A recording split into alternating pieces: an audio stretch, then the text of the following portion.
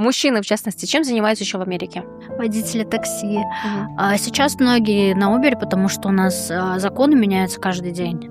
С иммиграционной службой большие проблемы. ICE забирает всех. Очень тяжело людям на самом деле. Удивительно, что все голосовали за Трампа, и теперь такая вот проблема. Такие проблемы он создает для всех.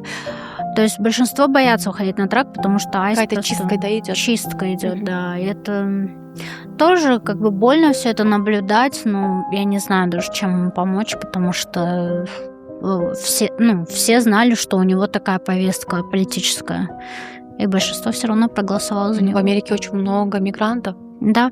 И Америку кормят мигранты. Да. Черная сила на мигрантах держится. Да, Америка построена была мигрантами. В принципе, то, как наши ребята работают, никто не будет работать. То, как работают наши узбеки, кыргызы, таджики, американцы никогда не будут так работать.